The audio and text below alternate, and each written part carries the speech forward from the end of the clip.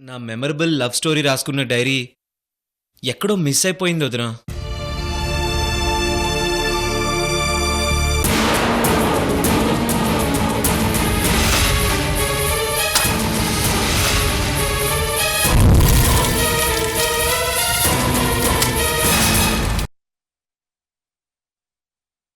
అసలు కాలముఖరుద్రుడు ఎలా ఉంటాడో తెలుసా? తెలీదు మనోజ్ గారు. అది ఓపెన్ చేసి చూడండి.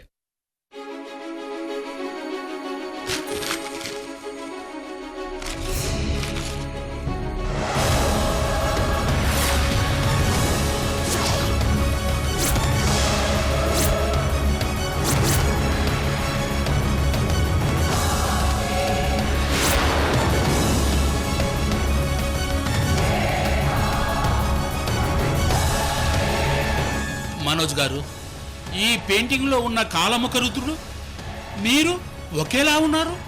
200 సంవత్సరాల తర్వాత కాలముఖరుద్రుడి రూపురేఖలతో నేను పుట్టాను నాయక్ గారు.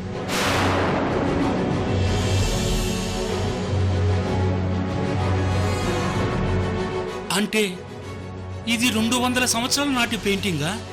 అవుట్ హౌస్లో ప్రతాపరుద్ర గారు సమాధి తెరిచినప్పుడు మమ్మీ బయటపడింది. అది ఈ కాలముఖరుద్రుడిదే.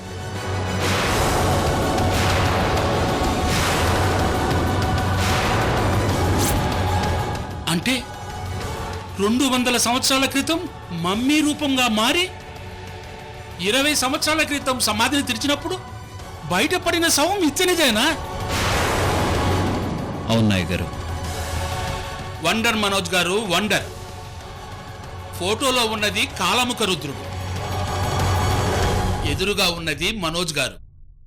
అదే రూపం, అదే టీవీ. నా జీవితంలో ఇంత గొప్ప వండర్ని చూస్తాననుకోలేదు మనోజ్ గారు. ఆ విశ్వంబర బ్యాచ్ నా వెంట ఎందుకు పడుతున్నారో ఇప్పుడు మీకు అర్థమైంది అనుకుంటాను. అర్థమైంది మనోజ్ గారు. మనం పెనుగంచి ప్రోలు వెళ్ళినప్పుడు అడవిలో స్టూడెంట్స్ని చంపింది ఈ కాలముఖరుద్రుడే.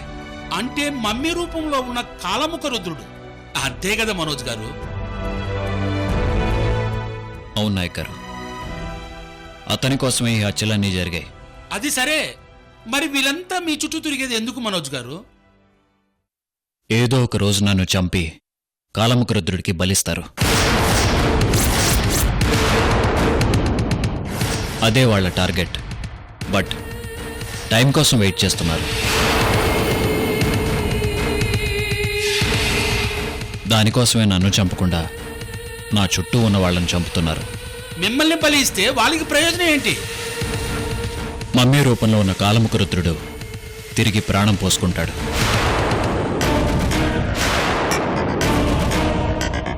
రెండు 200 సంవత్సరాల క్రితం మమ్మీ రూపంలో మారి సమాధిలో ఉన్న కాలముఖరుద్రుడు మళ్ళీ సజీవ పురుషుడవుతాడు.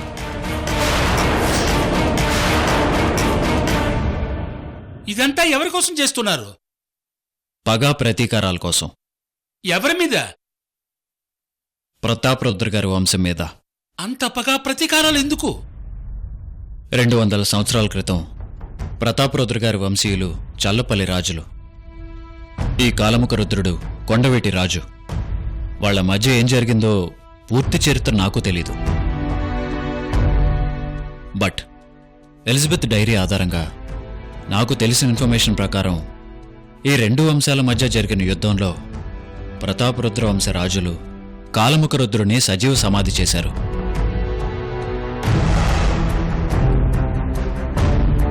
అతడి ఫాలోవర్సే ఈ విశ్వంబర అండ్ బ్యాచ్ నాయక్ గారు.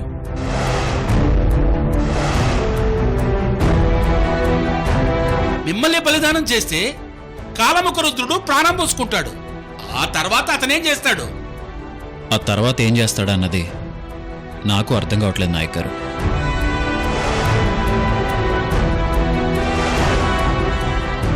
వాళ్ళ పగ ప్రతాపరుద్ర ఫ్యామిలీ మీద అంటున్నారు కాబట్టి వంశీ మీద కావచ్చు, లేదంటే వంశీని పెళ్లి చేసుకున్న కృష్ణవేణి గారి మీద కావచ్చు. నాకు అలాంటి చాలా డౌట్స్ ఉన్నాయి నాయక్ గారు. మనోజ్ గారు, ముందు మీ నాన్నగారు ఇన్ని సంవత్సరాలు ఎందుకు దూరంగా ఉన్నారో కనుక్కోండి. నాన్నగారిని కలిస్తే మనకొచ్చిన సగం డౌట్స్ క్లియర్ అవుతాయి. మరి ఇప్పుడు ఏం చేద్దాం మనోజ్ గారు? పెనుగంచి ప్రోలు ఫారెస్ట్లోనే నాన్నగారున్నారు. అలాగే ఆ ఫారెస్ట్లోనే సమాధి తెరిచినప్పుడు విశుంబర్ వాళ్ళు తీసుకెళ్లిన కాలముఖ రుద్రుడి మమ్మీ ఉంది.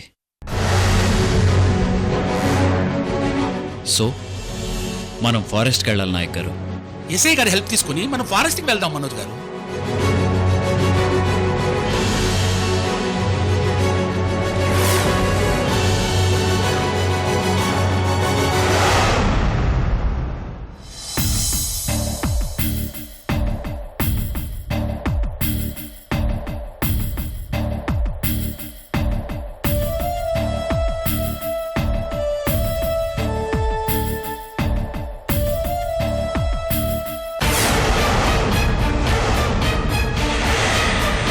What?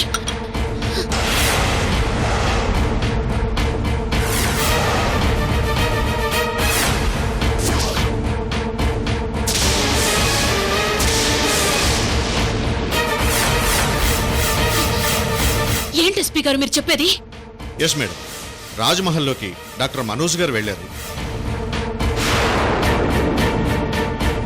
అతను మీ అబ్బాయి వంశీ గారికి ట్రీట్మెంట్ చేస్తున్న సైకియాట్రిస్ట్ అని తెలిసింది.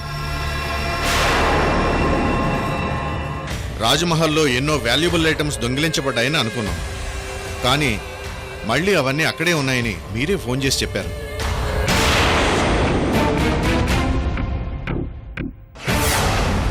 సో మీరు పర్మిషన్ ఇస్తే మనోజ్ గారిని కలిసి రాజ్మహల్కి ఎందుకు వెళ్లారో, తన మోటో ఏంటో తెలుసుకుంటాను రత్నప్రభ గారు. వద్దు ఎస్పీ గారు, మనోజ్ గారిని నేను హ్యాండిల్ చేస్తాను. ఈ విషయం మనిద్దరి మధ్య ఉండాలి. Yes madam. Thank you very much SP గారు. రాజ్మహల్లో స్పెషల్ సెక్యూరిటీని కంటిన్యూ చేయిస్తాను మేడం. అలాగే ఎస్పీ గారు. నమస్తే మేడం.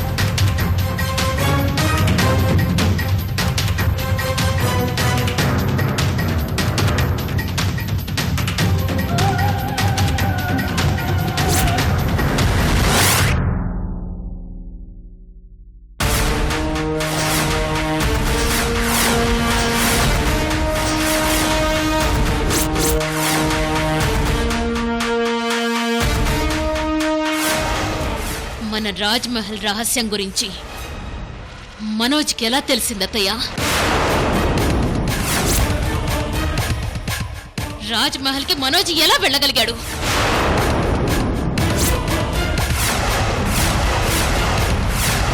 అసలు మన రాజ్మహల్ గురించి అతనికి ఎలా తెలుసు? అత్తయ్య, నాకు తెలీదు రత్న. అత్తయ్య, నేనొక్కసారే నిర్ణయం తీసుకుంటాను, అదే ఫిక్స్. ఆ నిర్ణయానికి రాకముందే చెప్పండి. చెప్తాను రత్న, చెప్తాను. వంశీకి ట్రీట్మెంట్ చేయటానికి మన రాజమహల్ రహస్యం ఉపయోగపడుతుందని మనోజ్ గారు వెళ్లారు. మనోజ్ గారికి కృష్ణవేణి గైడ్ చేసి పంపించింది.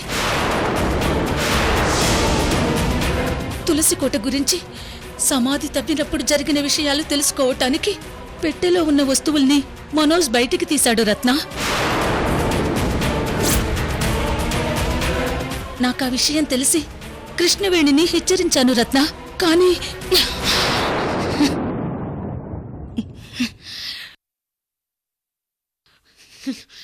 జరగకూడని విషయాలు ఇన్ని జరిగినా నాకు చెప్పకుండా దాచి మీరు తప్పు చేశారత్తయ్య. రత్న, ఇందులో నా తప్పేం లేదమ్మా. అంతా కృష్ణవేణి చూసుకుంది. మాట్లాడకండి అత్తయ్య. ఇన్ని సంవత్సరాలుగా మన జమీందారీ పరువు ప్రతిష్టల్ని ఎలా కాపాడుకుంటూ వస్తున్నానో మీ కళ్ళతో చూస్తున్నారు కదా. కానీ కానీ ఇప్పుడు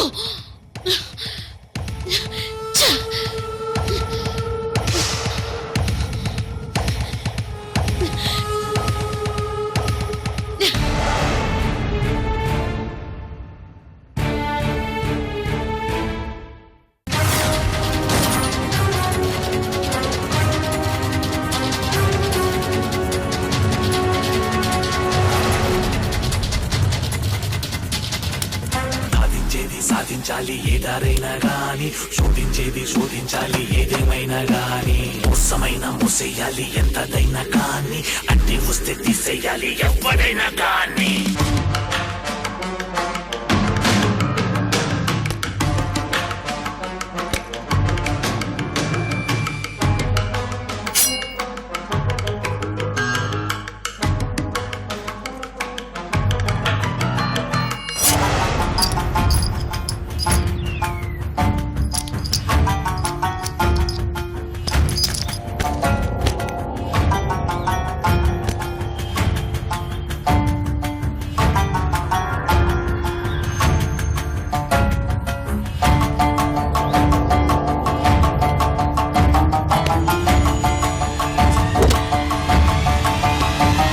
మనోజ్, వస్తున్నాను తాతయ్య.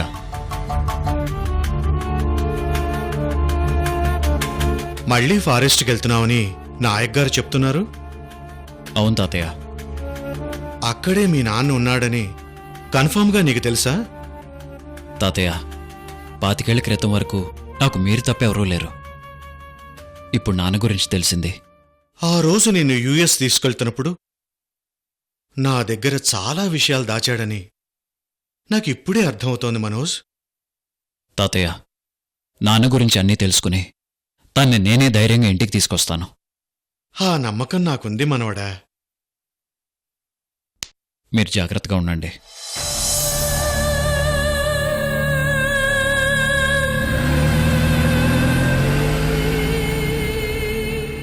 రాజగోపాల్, నీకోసం నీ కొడుకు బయలుదేరాడు. మీరిద్దరూ కలిసి ఇంటికి రావాలి. ఆ ఆనంద క్షణాలు నేను చూడాలి.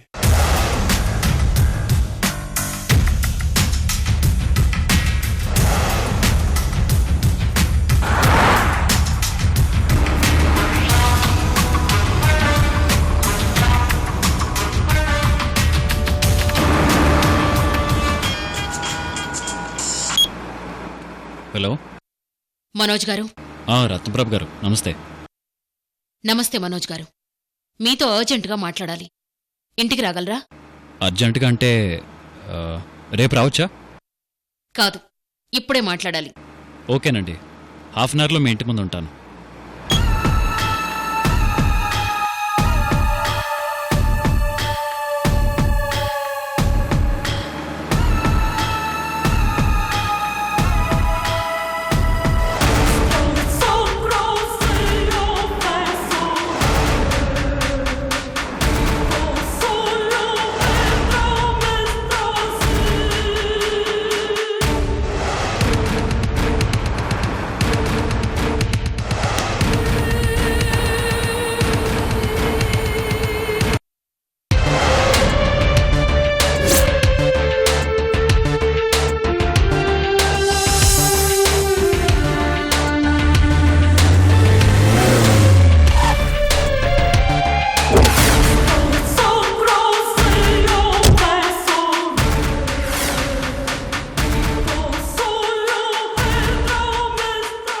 నమస్తే రత్నప్రభ గారు.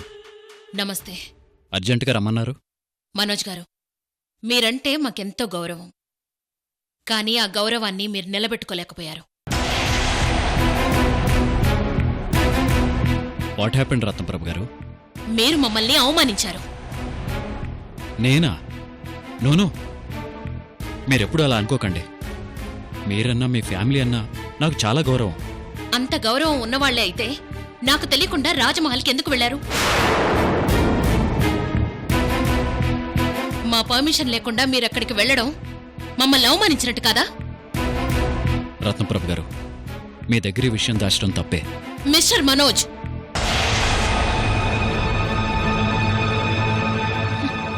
మా పరువు, వంశప్రతిష్ఠ, మా కుటుంబ రాచరికం గురించి మీరు తెలుసుకోవాలంటే మమ్మల్ని అడిగి ఉండాల్సింది.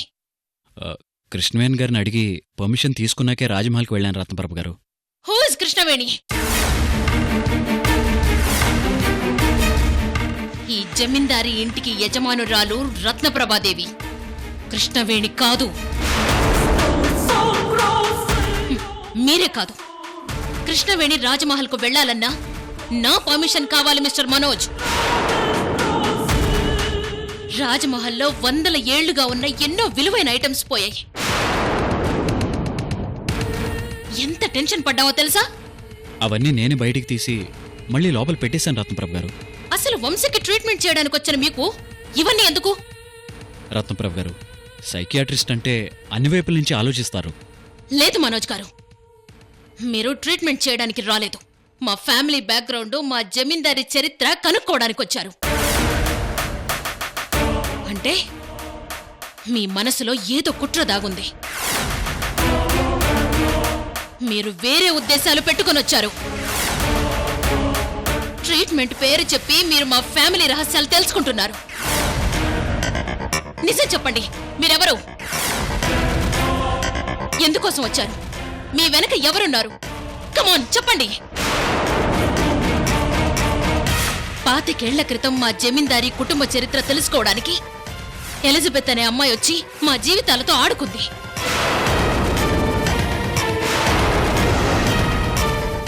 ఎందుకోసం వచ్చిందో, ఏం సాధించిందో తెలీదు కానీ చివరికి ప్రాణాలు పోగొట్టుకుంది. మీరు కూడా ఆ అమ్మాయిలాగే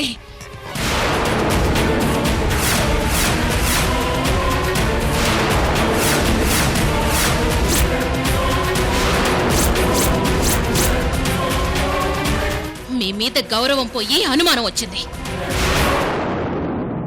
నాకు నా కుటుంబం పరువు ప్రతిష్టల కంటే ఏది ముఖ్యం కాదు. నిజం చెప్పండి. రత్నప్రభ గారు, మీరు అనుమానపడుతున్నట్టుగా నేను మీకు హాని చేయడానికి రాలేదు.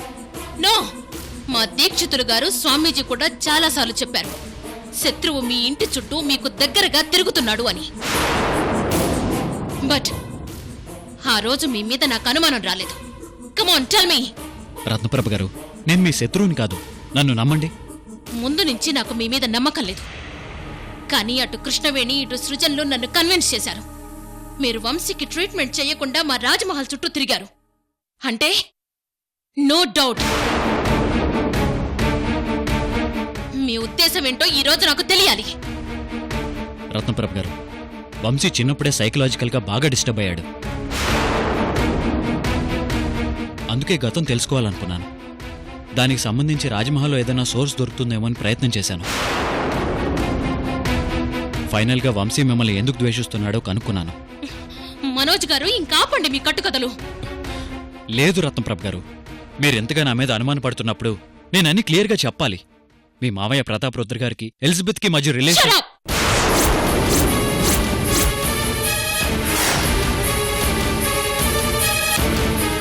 It's enough.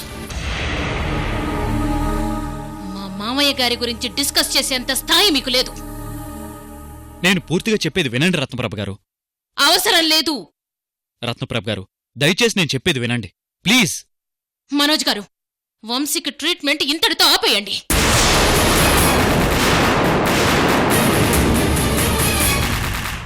నేను మళ్ళీ చెప్పేంత వరకు మీరు వంశీకి ట్రీట్మెంట్ చేయడానికి వీల్లేదు. ఇది నా ఆర్డర్. రత్నప్రభ గారు, వంశీకి క్యూర్ అయ్యే అవకాశాలు ఉన్నాయి. ఇలాంటి టైంలో మీరు ఇలా మాట్లాడటం. నేనొక్కసారి నిర్ణయం తీసుకున్నానంటే అదే ఫిక్స్.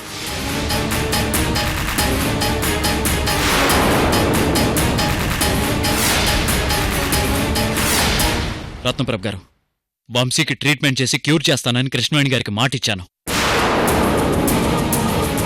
నేనొకసారి మాటిచ్చాక వెనక్కి తగ్గే ప్రసక్తే లేదు. నన్ను మీరు అనుమానించారు. అది నాకు చాలా అవమానంగా ఉంది. బట్ నేను మీకు మీ ఇంటికి హెల్ప్ చేసేవాడినే కానీ శత్రువుని కాదు. అర్థం చేసుకోండి.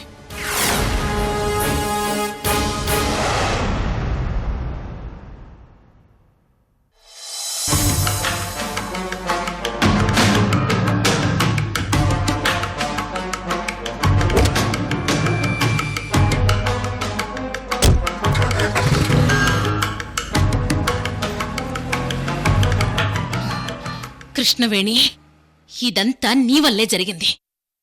మీ అక్క హాస్పిటల్లో ఉంది కాబట్టి ఈ ఇష్యూ నీతో డిస్కస్ చేయడం లేదు. బట్ అసలేం జరిగిందో తెలుసుకునేంత వరకు వదిలిపెట్టను కృష్ణవేణి.